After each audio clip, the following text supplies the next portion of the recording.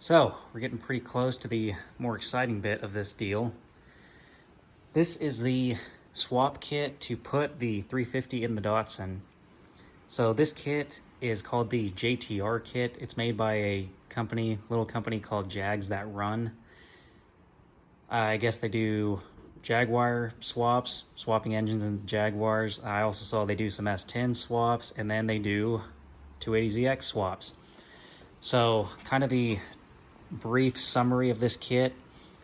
This isn't part of the kit, but this bolts on to the Nissan R200 diff and accepts a GM, I think it's like a 1310 or a 1013, whichever way it is, U-joint, or 1030, I don't remember. Whatever, that'll take a GM U-joint so I can use the Corvette drive shaft. It's a slightly modified GM motor mounts that came with it. You see they had to kind of like trim the ends a little bit. And there was some right here. They had to trim the motor mounts just a little bit. But then the rest of this is custom made by them, and it seems to be really good quality. It shipped as bare metal. I cleaned everything up and painted it. So these and these brackets are for the motor mounts, and then these two brackets and this here makes up the transmission cross member. So this is gonna have to get modified. I'm not sure exactly how I'm gonna mount the transmission, but that'll have to be figured out. First thing I'm working on though is getting it where I can bolt these to the cross member. All right, in the engine bay, looking at the cross member here, this is where the motor mount would have originally bolted. The front of the car is that way. So per the instructions, I need to put a hole right here.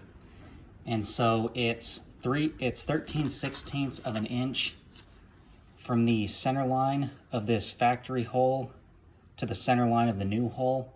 And the new hole is an 1/8 inch off of the center line of this hole. So kind of the way I measured it up is, you see this score mark here, I used a micrometer here. And I used the micrometer to measure the width of it, and then I set the micrometer at half of the width, locked it down, and I did it one side and then the other side, so I made sure I was actually on the center.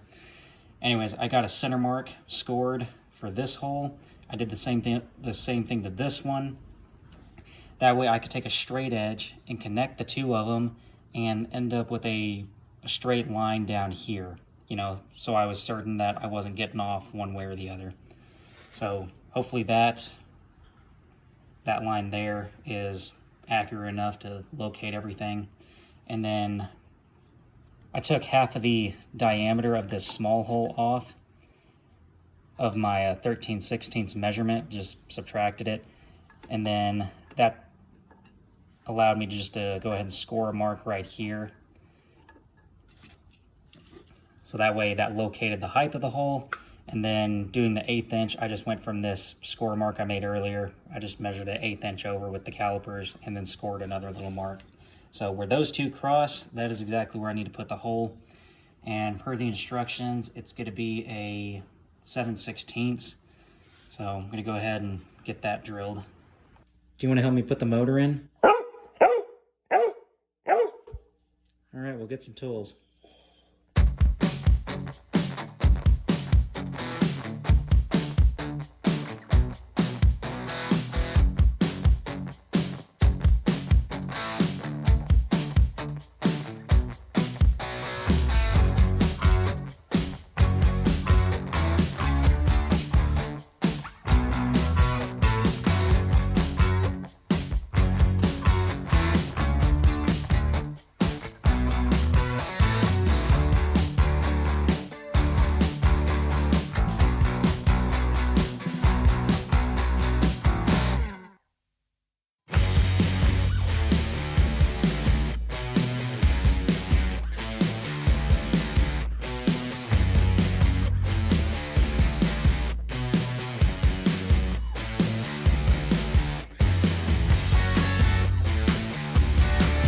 Much to my surprise, it actually fits kind of decent.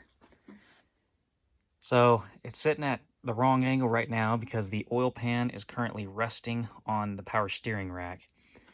So the oil pan needs work because the motor needs to go down, but it also needs to go forward because whenever I jack the transmission up, the bell housing hit the floor of the car. But I'm hoping if I can get everything to move forward a little bit, then that won't be an issue. Right there. See, we're hitting on the pan. All right, right now the engine's sitting at about 3 3/4 of an inch of clearance. Meaning, well, not really clearance. From here to the power steering rack, and the engine is sitting on the power steering rack, is about 3 3/4 of an inch. So I'm gonna try and get it down to about 3 1/4. That's about what this up here at the front is. So I cut this little piece of wood to length where when I put a pencil flat across it, the tip of the pencil is just barely above this right here, that height. And then I worked the pencil all the way down the side of the pan using the piece of wood kind of as a guide. So that's how I set the height on both sides.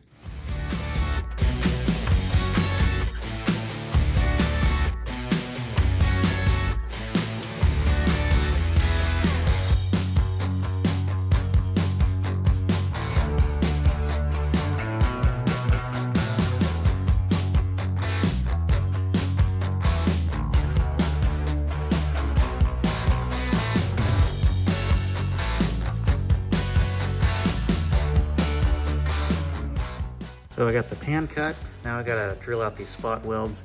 Took a little bit of cleaning to be able to find them, but there's one right there, there, and there that I'm gonna go ahead and drill out.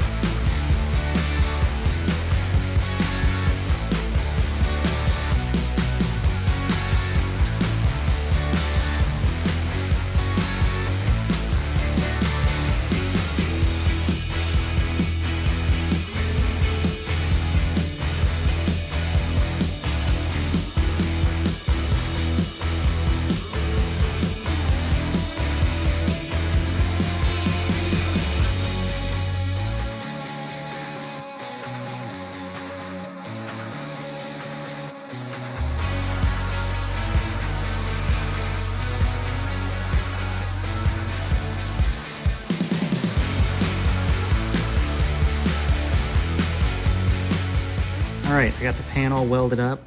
I think it turned out pretty decent. I used a flap disc to knock the welds down just a little bit so it looks better.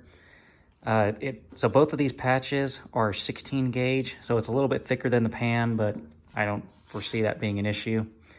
This piece here, I just cut out with the grinder, and I used this piece as a template. So I traced out the shape of this piece, and then I subtracted this little part here that I didn't need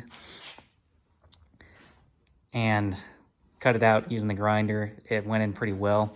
I gave it just a little bit of a bow this way so that the oil kind of gravitates toward the middle of the pan, and then it sloped to the back of the engine just a little bit, which the engine itself should also be sloped a little bit, so that'll help it. All right, so I was checking for leaks. I taped up either end of the pan, and I've been pushing it into this foam mat to try and seal it up. And so I have a soapy wet rag. I already found 2 leaks here, but I'll show this one again. I took air.